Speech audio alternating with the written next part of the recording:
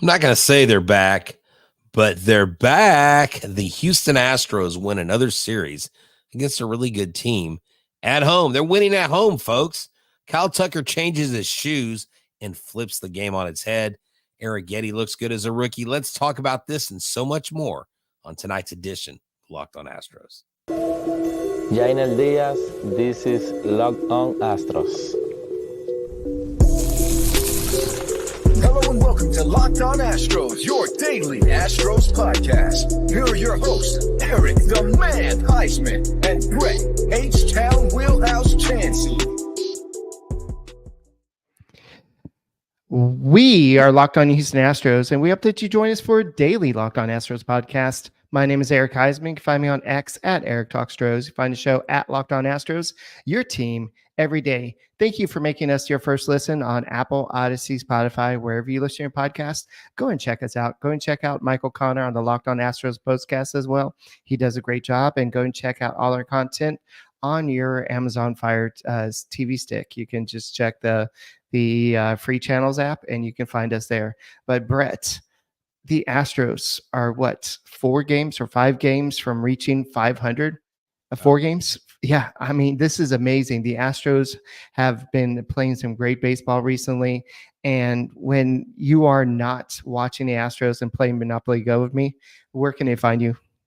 They can find me at H-Town Wheelhouse on X, Instagram, and TikTok. They can find me at Stros411 on X and on Facebook. They can find me at Back to the Bullpen on X and on Instagram, where I'm always positive, always Stros. Actually, they're 5 games back from 500. They're 4 games back from the division lead. And so the Astros stock is rising. And I haven't done our power rankings yet for Locked On MLB. But, Eric, I'm going to be putting the Astros at number 19 tonight when I do the power rankings. I'm pumping them into the top 20. I think they deserve it. I think they're playing like they should be playing. And even players that have been slumping a little bit, like Jordan, got in the mix today. We got a lot of stuff to talk about because there's some exciting things happening and they're winning at home. Right. I mean, Eric, they're winning at home. Did you hear me? They're 6-1 in this 10-game homestand. They still got a couple more games to play, but they're playing some great games at home. This is I know after last year, everybody's like, wait, I think y'all are playing some type of April Fool's joke on us. No, the Astros are playing better baseball at home this year than they are on the road. And if the Astros are able to crawl their way back to the playoffs, I think that'll be good.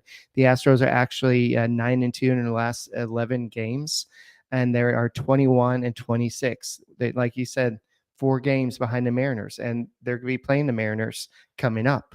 So the Angels series is going to be big. The A's series is going to be big, but nothing's going to be bigger than when they play the Mariners, because that's your way to catch up to them in a quick way. Yeah. No, yeah, definitely. I mean, because the Mariners and the Rangers have not been playing good baseball lately. I mean, if you look at these standings in the last 10 games, you know, the Astros are 8-2. The Rangers are 3-7. The Mariners are 5-5. I mean, the Mariners are only 3 games over 500. So this is a very winnable division. With the Angels, I'm not so much worried about them. Trout is gone for a while, and I think Trout is really the only guy on this team that makes them a true viable contender, although we know they went up there and kind of beat up the Rangers up in Arlington. Oakland, I'm not necessarily worried about them, but I really would love for us to win. Look, if we can get our record right at 500 and where the Mariners are at 500 and where every game pushes one team or the other over 500, Astros win game 1, the Mariners win game 2, the Astros win game 3, kind of a back and forth. And you're talking about back and forth. Justin Verlander continues to go back and forth with Max Scherzer, and he passed him again when it comes to career wins, and they do that on the strikeout chart. I haven't seen 2 pitchers like this linked together and accomplishing almost the same things at the pace they've done. And it's actually quite entertaining to watch. Yeah, Max Scherzer is still on the IL, so he has some time to kind of put some distance in between them. But I think these guys started together basically in Detroit, and I think that it was kind of great that they spent another season sort of together in New York, but Right. now they're kind of indifferent. They're in Texas. But I think it's funny seeing the headlines across baseball. You see headlines saying that, well, the Astros are going to trade Alex Bregman. You see I saw this Mariners podcast. It's not the Mariners podcast you're thinking of. It's a different one, but they're talking about, they're bashing our GM, saying that it's stupid that they said they're not going to trade away any talent at the trade deadline. Only we can bash Dana Brown. Come on, y'all can't bash him, okay? But also you see all the Detroit papers, they're saying, or not papers, but all the fan sites and everything, they're saying, oh, this is our chance to get Justin Verlander back. We are actually a good team. Are you really a good team? You're sort of a good team, but not really a good team. Right. The Astros are trying to get back into contention. And if they do that, they're not going to be trading away some of their top talent. No. And so I think what the Astros need to be doing is before July, they need to make a big run. And I believe that I heard on the pregame show that the Astros were trailing the Mariners last year at some point by 5 games at this point in the season too. So the Astros are not that far off. Yes, the record sucks, but the Astros have made some forward progress, and that's what you want, baby steps. And that's why we were so positive on this podcast, and that's why we kept on saying, give it time. This team is so good. We don't want to go the Dana Brown route and say that they're going to go off on a winning streak, but they are streaking a little bit. Yeah, Verlander's game, we'll talk about Verlander's game in a little bit. That was a little bit fishy, but you had Arrighetti. He's shown that he belongs a little bit. And so there's a lot of stuff that happened in this game specifically, and let's talk about that. Yeah, definitely. Kyle Tucker, he gets up to the plate, and what does he do? His first 3 at bats, he strikes out. Well, what was he doing? He was wearing green shoes. Wearing green shoes. I got pictures of those shoes, and he was wearing these Orbit shoes, okay? Look, it's a tribute to Orbit. It was Orbit's birthday. So Kyle Tucker goes 0 for 3 with 3 Ks in his Orbit shoes. What does he do? He changes them to the orange Nikes, and he goes 2 for 2 with 2 home runs. Tell me, gotta be the shoes. It's gotta be the shoes. Gotta be the shoes. That's why I took that. That's why I put that headline there. I remember the old Spike Lee commercials with Michael Jordan. It's got to be the shoes. But Kyle Tucker turned on the one baseball, and the other one he hit opposite field. 15 home runs, tied with Marcell Ozuna. Kyle Tucker is having himself a year, Eric, where I think right now, if I look at all the other MVP candidates, I think he's leading them, because right now I'm talking about Major League Baseball. He's second in OPS under only Shohei Ohtani. He is third in slugging percentage, only to Betts and Contreras. He's actually tied in home runs with, actually, it's Gunnar Henderson. Gunnar Henderson, not Marcell Ozuna, but they both have 15 home runs. And then he does have 48 hits. He ranks in the top 30. I think he'll move up the charts on that. But Kyle Tucker, for all intents and purposes, is making a very strong candidacy for the AL MVP. And every home run he hits, his price continues to climb. But he is the man that Jim Crane better pay. Because what did Jim Crane say? As long as I'm here, what's going to continue, Eric? This winning is going to keep on happening, and they're not winning so far this season, but they're on the path to winning.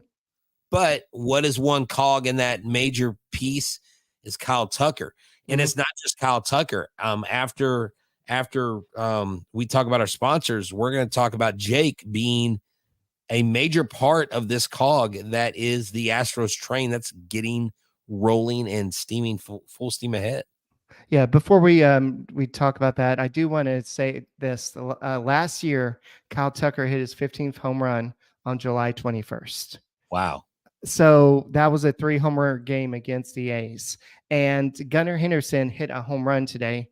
Kyle Tucker had 2 home runs. So I'm not saying this is going to be like the Bass Brothers, where you had Sammy Sosa, not Bass Brothers, but Sammy Sosa and Mark McGwire going after the 70 home runs that season.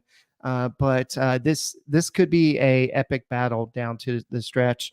And so I think that this is awesome, and I keep on going. And so we'll talk about some more after the break. This episode is brought to you by LinkedIn Sales Navigator. Get a 60-day free trial at linkedin.com/locked on. Are you struggling to close deals?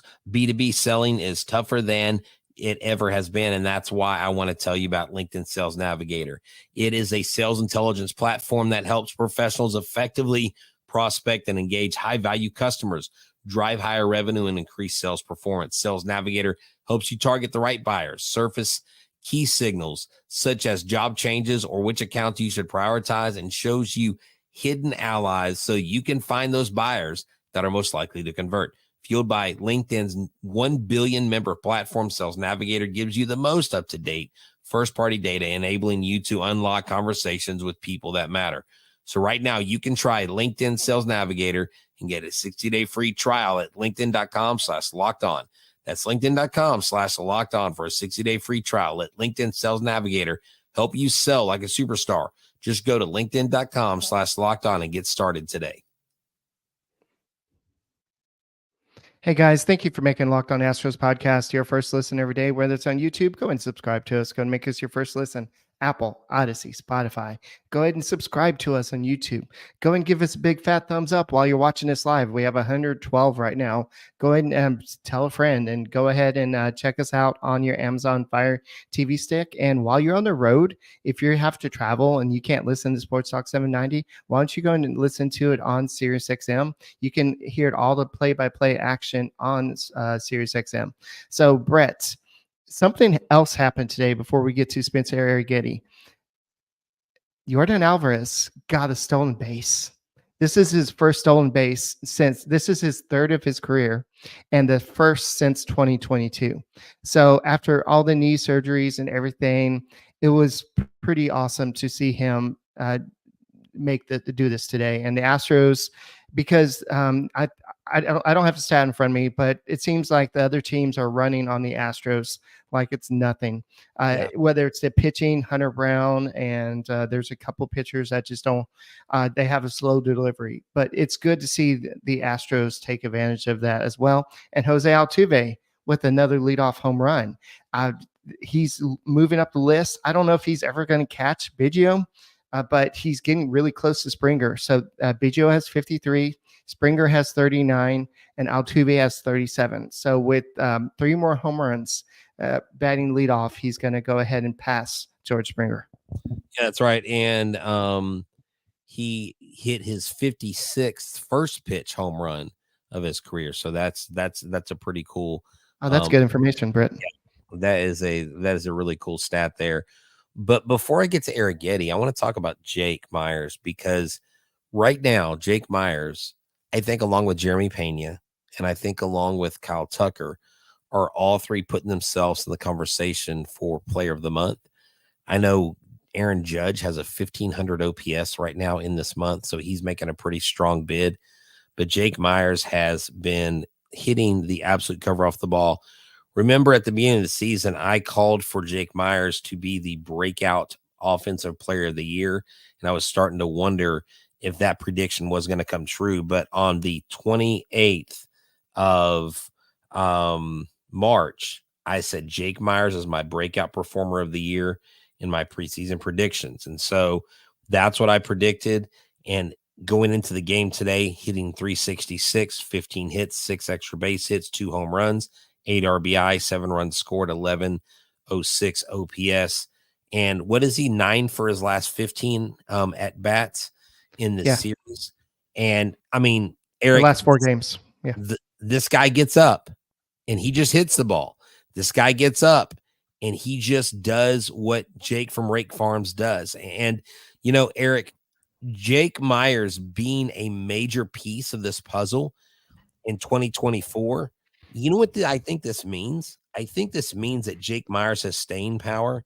And I think that if there is a trade down the road, I really think that Chas McCormick may be the odd man out, because Jake Meyers is making a strong bid to be your starting center fielder. Because, I mean, dude, and then Loper Fido is making a case to stay up. So I think Chaz is going to be the odd man out. I don't know that the Chaz chomp lasts through the 2024 season because of Meyers and Loper. All right. So what Brett is saying is that Jake Meyers is going to have a shirt that says, "I'm the big boy now."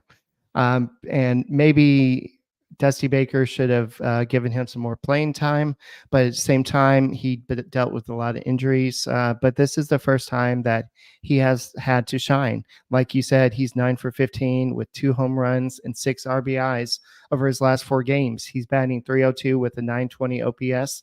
He's 8 for 46 with a .391 with 7 extra base hits in May. So this guy is streaking. So you have a lot of players that are getting hot at the right time.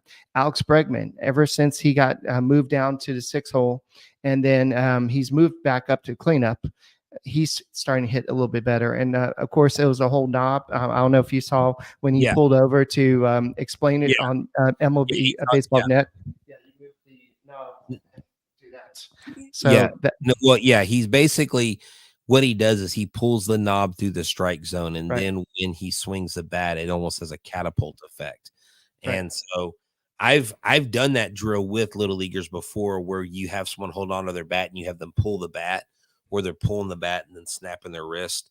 But you've got to carry that bat through the zone. You got to carry that knob past the baseball. You've got to have incredible bat speed, and you've got to be able to barrel the ball. And that has revolutionized or changed or gone back to what Bregman was used to. But Spencer Arrighetti, if you look at the line today, you don't think great game, but he went 6 1/3 innings. He got to go into the 7th inning. He said he with was 80 pitches. Yeah. With 80 pitches. He was like, man, I was excited. I was out on the bump in the 7th inning. And they asked him what it was like leaving the field, because he got a standing ovation. He said, to have that is humbling, because I grew up in this stadium and I can't remember how many pitchers that I've given standing ovations to myself as a fan. And so Arrighetti now has 2 wins. He's 2-1 this month. Eric, look, if he gets 2 more wins this month, if he's still up at the end of this month and he gets 4 wins as a rookie, he could get maybe a, rookie of the month type of award or recognition. And so who knows? I mean, if Arrighetti gets staying power, and he has staying power, he could find himself away onto the 6-man rotation. Yes, and Hunter Brown, I know he's kind of started off the last game kind of well, but he still has trouble executing and putting people away. And so I know the Astros have nothing but high hopes for him, but at the same time, he's the best game he's had all season was in relief of Christian Javier? I think it was, in that game where he had come in and pitched a whole bunch of innings, or no, Ronel Blanco that game. So, he had 5 innings, 7 strikeouts, only allowed 1 earned run in that game. So Hunter Brown is probably the future for the Houston Astros, but he needs to work on things. We'll talk about Jose Abreu in a little bit, but he might need to just go down and work on some things in not such a pressure-packed situation. But Jose Abreu, he's you might have talked about it, but he made his next start. Of course, he gave up 5 runs, 4 of them earned. He's mostly just working on pitch count. But at some point, you're going to have to make a decision who goes down. Ronel Blanco, once he's up, he is established. He's not going down. I know a lot of us don't give Dana Brown a lot of credit. Remember, it was Dana Brown who was kind of looking at him pitching when he first got here and was like, you know what? I think this Ronel Blanco guy would be great as a starter. And so he was the one that kind of pushed him down, pushed him to that door. And so I think that Jose Abreu gets one more start. It's probably going to be Friday or Saturday. They don't know whether it will be with the Hooks or with the Space Cowboys. But once he's up, you have Arrighetti and Brown. They know that they have to be on top of their A game, because one of them is going to be out of rotation. You're not going to go with a 6 or 7 man rotation. Well, I mean, they are going with the 6-man rotation because they've already talked about that. They're not going with the 7-man. Yeah, they're not going with the 7-man. I mean, obviously Arrighetti is the odd man out in that equation. Mushinski is up, he's a lefty reliever, but they haven't really needed him per se. But Eric, I got to pause here before we get to our last segment. Corey Julks today in New York robbed a home run, hit a home run, 2 for 3. He's batting .429 on the season. Good job, Corey Julks, going up to the Big Apple. I'm not the Big Apple. going up to the Bronx and robbing home runs. And look, the White Sox still lost. What they lose 7-2, but Corey Julks is contributing. He's having a blast. I love seeing that. He's one of those guys that you hate to see go because he's a hometown product. He came on the show literally a week after I interviewed him. He got called up. And so it's fun seeing him have success, even if it's in a White Sox uniform. So Corey Julks, if you're listening to us, man, continued success up there, big guy. He looked like a big leaguer today. I loved it. And I mean, he proved last year he could do it. So. And he's batting 5th with the Chicago White Sox. So that just shows the depth of the White Sox and the depth of the Astros. And I know there's you want to talk about the Astros have played the most teams with a winning record. We'll talk about that in a second. This episode is brought to you by Policy Genius. Check life insurance off your to-do list in no time. Head to policygenius.com/lockedonmlb. With Policy Genius, you can find life insurance policies that start at just $292 per year for $1 million of coverage. Some options offer same-day approval and avoid unnecessary medical exams. It saves you time and money to check out Policy Genius. I don't know if you've noticed this, but some people find that their work life insurance just doesn't cover everything they need. Well, that's why Policy Genius is here for you. They have an unbiased approach. They don't want to choose one carrier over another because they want you to get what you need. You leave the job up to them, and it doesn't take any time with them because they've got 5-star reviews to prove it from Google and Trustpilot. Customers who have built their needs into their life insurance policies. Go to policygenius.com/lockedonmlb today or click on the link in the description to get your life insurance quotes and see how much you could save. That's policygenius.com/lockedonmlb. When it comes to your financial future, you think you've done it all. You've saved, you've researched, you've invested in all you can, and now you need to take those investments to the next level by using what every financial great uses, Yahoo Finance.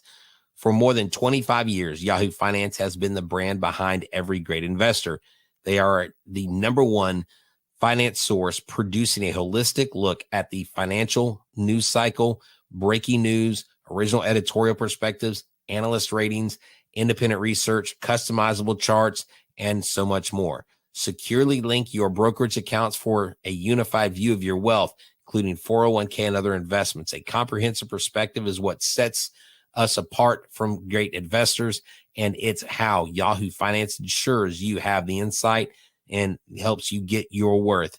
Your comprehensive financial news analysis. Visit the brand behind every great investor, yahoofinance.com, the #1 financial destination, yahoofinance.com. That's yahoofinance.com. Hey guys, thank you for making Locked On Astros podcast your first listen every day. Go and make sure you subscribe to us, give us a big fat thumbs up, and go and check out Michael Connor over at the Locked On Astros podcast as well. And Brett, this was an awesome game. This has been an awesome homestand so far. The Astros are 6-1 on a homestand. Right. They now face the Angels before they have their next off day, which will be on Thursday. But the Astros have a lot going for them. In fact, that they are where they are, considering they've played a lot of teams with a winning record. I know you sent me that stat earlier. It had 37 games versus teams with winning records. Make that 38 now because the Brewers are a winning team. Okay, so here is the ranking. The Phillies have played the fewest, only 3. The White Sox have actually played 38 games. The Astros have played 34 and 35. That's okay. Toronto 32. Seattle only 24. Texas right in the middle at 22. So what that means is going forward, this is going to be an easier schedule. And do you remember the years that we've had in the past where the Astros will go against the bad teams and they'll play horrible, or they'll go through a series, they'll win 1 out of 3, and you're like, man, that's the series we should have won. They're winning those games. And all the games that we've been losing have been a lot of those 1-run games. Right. And so I think this team is mentally turning it around because they're winning at home. They're getting walk-off wins. They're winning now in extra innings. They look like they're having fun. I mean, Kyle Tucker changes his shoes and he hits 2 home runs. Who does He's not that? superstitious I at all. know he's just a little stitious, right? But today with 5 multi-hit games, and this is against the Brewers. The Brewers are not chumps. The Brewers are actually really good in the National League, and they've had a really good run. And the Astros, look, if Wilson Contreras could bat 1 through 9 for the Brewers, they would be unbeatable. That guy has the highest batting average in all the league. He is probably gonna be one of the top MVP candidates, and he'll probably win the batting title in the National League. He's the Luis Ariz of 2024, who Luis Ariz is no longer a Marlin. But 5 multi-hit games in the lineup is huge. Now, my question to you is this. You have this team heating up. You have chemistry. You have John Singleton, who is doing everything he can to contribute. But now we get the news that Jose Abreu, his return is imminent. His return is imminent, more than likely after the Oakland series. We're talking possibly in Seattle. What do you say about that? Well, I know that Jeff Bagwell is the brains of the organization, and this is he said that Jose Abreu is ready. And so that's what he told Dana Brown. He said that Dana Brown said he and manager Joe Espada spoke Saturday evening with Jeff Bagwell, who is the senior advisor to ownership, who was in West Palm Beach to monitor Abreu. And so he said there's a chance that we can see him during their 3-game series in Oakland after an off day Thursday. So it's even worse. He could be back on Thursday. On Friday. So Singleton has not been the great player that we might have wanted, but he's batting 211, 324, 421 with 4 homers, 10 RBIs, and that's not even what he did in today's game. John Singleton has been he has been a great replacement. Yeah, he's been better than Abreu. Yes, I'm just telling you, John Singleton has earned his spot. And I know Abreu's getting $18 million. I know he is getting paid the big bucks. But John Singleton, not only with his bat, but with his glove, Eric, the plays that John Singleton has made at first base, I'm sorry, Jose Abreu, you're not making those plays. And if he comes back, Abreu has got to earn his spot back. I just don't see. Now, I don't know baseball. I'm not a Hall of Famer. I don't see how going 2 for 9 in Florida Complex League games makes you ready to return to the major leagues. But I'm not Jeff Bagwell. I didn't hit a bunch of home runs. I'm not in the Hall of Fame. So I'm going to acquiesce to the veteran I hope they're not rushing him back because of the financials. Well, keep in mind, Brett, he's going to play a few more games in between now and then, so he'll have some more at-bats. And he's done a lot of work in the cages, in the backfields. He's done a lot of stuff. And this is what Dana Brown had to say. I think Joe has a plan to gradually ease Abreu in. We have been very fortunate that Singleton has been in place, has it been a good replacement for him. I could see this start off as a platoon type of thing and just see how it goes from there. Translation, if Abreu comes up and sucks, Abreu's going to be on the bench and Singleton will be starting. Bottom line, the Astros have already shown their cards. They've shown all their cards. They'll say, if you're going to suck, you're not going to be in the starting lineup. Yeah, exactly. Someone's like, well, the FCO is almost like Major League Baseball. No, it's not. It's not even minor league baseball. But look, and I'm not saying I don't want Abreu to come back and do well. If he comes back, I absolutely want him to wreck shop. I want him to perform well. Again, he's one of the good guys off the field. But right now, it's not about whether you're a good guy on or off the field. It's about who gives this team the best chance to win. And the Astros you are toying a little bit with chemistry. with Abreu coming back. It's not like this is an Altuve that was sent down or a Bregman or a Tucker or Yordan, right? I mean, this guy's been here limited time. They haven't really done much with him here. He was big in the postseason last year, big at the end of the year. But I'll just wrap it up on this. Jose Abreu comes back. I hope that he absolutely hits a cover off the ball, and I'm able to retweet what I said about him and say, you know what? I was wrong. I want to eat crow on this, but I still want to make sure that we don't forget about John Singleton because his contributions have been really big. Supreme Panda asked if why don't the Astros just trade Abreu? If they would have done that, they would. If they could do that, they would have already done that. He has a contract that nobody would take on, especially at his age and his production. It's just like trade him back to the White Sox. Why would the White Sox want him? They're already struggling right now. So I don't think that's even a trade that they can do it. So yeah, I think that at this point, the Astros can only try to fix him.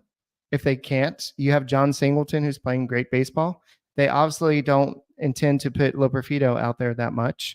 So he's going to be in outfield. And who knows when Chas McCormick comes back up, who knows if Loperfido is going to still be up. So there's a lot of moving parts over the next week. And Loperfido's here to stay. Well, you need to tune into Locked On Astros podcast because we'll keep you up to date with all the news. What does it mean?